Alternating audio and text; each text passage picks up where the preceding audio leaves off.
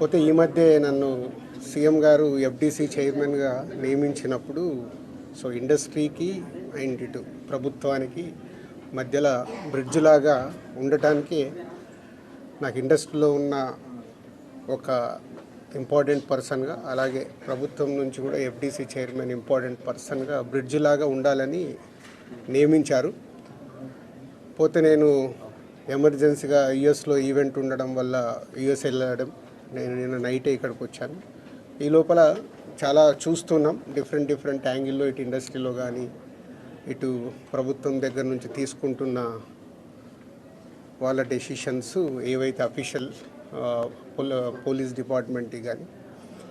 So ఈరోజు వచ్చిన తర్వాత సీఎం గారిని కలవడం, సీఎం గారు కలిసిన తర్వాత సో ఇక్కడికి వచ్చాను.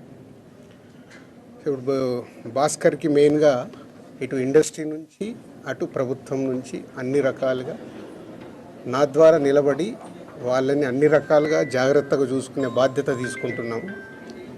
అలాగే భాస్కర్ని అడిగాను, ఇప్పుడే working in private job. So భాస్కర్కి ఇంట్రెస్ట్ ఉంటే ఇండస్ట్రీలోకి తీసుకొచ్చి ఆయనకు పర్మనెంట్గా కూడా ఒక జాబు ప్రొవైడ్ చేసేలాగా నాకు ఆలోచన వచ్చి నేను సీఎం గారికి చెప్పడం బాగుందన్నారు. సో అది ముందు శ్రీతేజ్ రికవర్ అయిన తర్వాత ఈ ఫ్యామిలీకి కావాల్సినవి, నెక్స్ట్ అయిన డాటర్ కూడా ఉంది 7 years పాప. సో వాళ్ళకి కావాల్సినవన్నీ చూసుకునే బాధ్యతని తీసుకుంటున్నాను. అలాగే ఇండస్ట్రీ, గవర్నమెంట్, ఈరోజు అందరూ గవర్నమెంట్ ఏదో ఇండస్ట్రీని దూరం చేస్తుంది, ఇలాంటి రకరకాల న్యూస్లు చూస్తున్నాం. సీఎం గారు ఒకటే చెప్పారు, ఇండస్ట్రీకి కావాల్సినవన్నీ ఎఫ్డీసీ ద్వారా ఏమున్నా ఇండస్ట్రీ కోసం గవర్నమెంట్ అన్ని రకాలుగా నిలబడుతుంది. అలాగే నేను వచ్చిన తర్వాత ఇండస్ట్రీలో కూడా చాలామందితో మార్నింగ్ నుంచి మాట్లాడుతూ ఉన్నాను. సో సీఎం గారు అపాయింట్మెంటు రేపు కానీ ఎల్లుండి కానీ ఇస్తానన్నారు. సో ఇండస్ట్రీ నుంచి అందరం వెళ్ళి సీఎం గారిని కలిసి అన్ని రకాలుగా రెండుటి మధ్యలో, ఇండస్ట్రీకి అటు గవర్నమెంట్కి మధ్యలో ఉంటూ బ్రిడ్జిగా ఎలాంటి సమస్యలు తలెత్తకుండా చూసుకునే రెస్పాన్సిబిలిటీని సీఎం గారు నాకు ఇచ్చారు. అటు చూస్తూ భాస్కర్ ఫ్యామిలీని కూడా చూసుకునే బాధ్యతను తీసుకుంటున్నాను. సో భగవంతుడి దయ వల్ల శ్రీతేజ్ తొందరగా రికవర్ అయ్యి మామూలు మనిషి అవుతాడని ఆశిస్తూ సెలవు తీసుకుంటాను. చాలా ఇంప్రూవ్మెంట్ ఉందని ఇప్పుడే డాక్టర్ చెప్పారు. 2 days అయిందంట వెంటిలేటర్ తీసిన తర్వాత రికవర్ అవుతున్నాడు. సో బాయ్ కాబట్టి, చిన్న ఏజ్ కాబట్టి ఫాస్ట్గా రికవర్ అయ్యే ఛాన్స్ ఉంది. గాడ్ గ్రేస్, వెంటిలేటర్ తీసిన తర్వాత కూడా రికవరీ కనిపిస్తుంది కాబట్టి డెఫినెట్గా తొందరలోనే కోలుకుంటాం. ఈ ఎపిసోడ్కి ఇంకా తెరపడట్లేదు సార్ మీరు వచ్చినందుకు? చూద్దాం. అంటే ఎపిసోడ్ జరుగుతుంది, దేనికి ఎలా మలుపులు తిరుగుతుందో మన అందరికీ తెలుసు. అన్ని 2 రకాలుగా ఇటు ఇండస్ట్రీలో జరుగుతుంది కానీ అటు గవర్నమెంట్ సైడ్ కానీ రెస్పాన్సిబిలిటీ తీసుకొని అన్ని తొందరలోనే సమస్యపోయేలాగా రూట్ వేస్తుంది.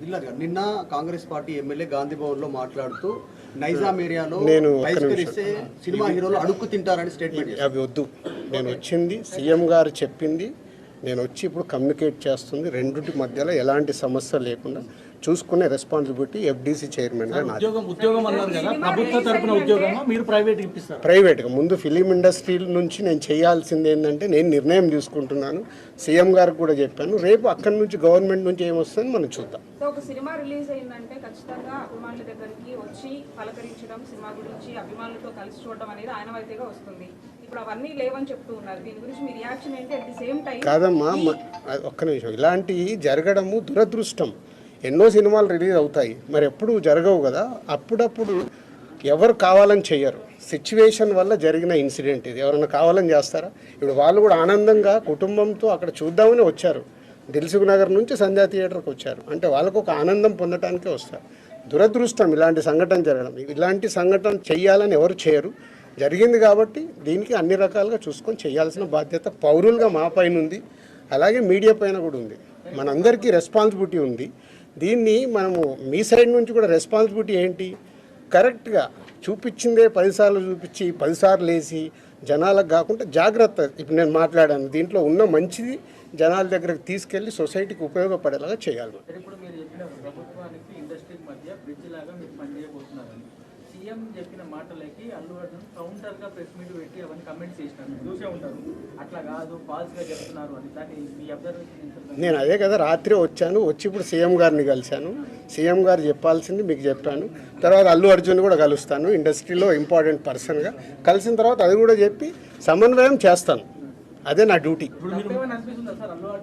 నేను మాట్లాడతాను, నేను కలిసిన తర్వాత మాట్లాడతాను. మీకు అదే మళ్ళీ నన్ను కూడా కాంట్రవర్షియల్ క్వశ్చన్ వేసి తీసుకురావద్దు. నేను ఇంకా కలవలేదు, కలిసిన తర్వాత మాట్లాడతాను. ఇప్పుడు సీఎం గారు పాయింట్ ఆఫ్ వ్యూలో మొత్తం విన్నాను, అన్నీ చెప్పాను. ఆయన పాయింట్ ఆఫ్ వ్యూలో విన్న తర్వాత నెక్స్ట్ ప్రెస్ మీట్లో మాట్లాడతాను.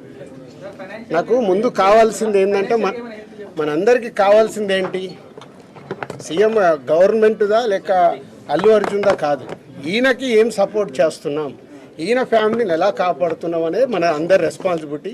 దాని మీద ఫోకస్ చేద్దాం. ఈ ఎస్ ఫైనాన్షియల్గా అన్ని రకాలుగా భాస్కర్కి నిలబడబోతున్నాం. అది నేను లీడ్ చేస్తున్నాను, నేనే పక్క నుండి నేను అన్ని చేయిస్తాను. అది చెప్పడానికే సీఎం గారు చెప్పమన్నారు.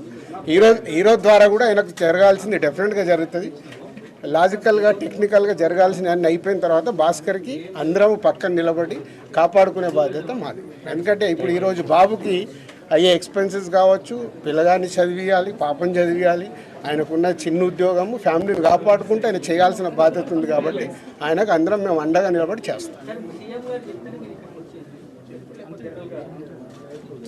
నా డ్యూటీ నేను చేస్తున్నాను, నీ డ్యూటీ నువ్వేం చేస్తున్నావు?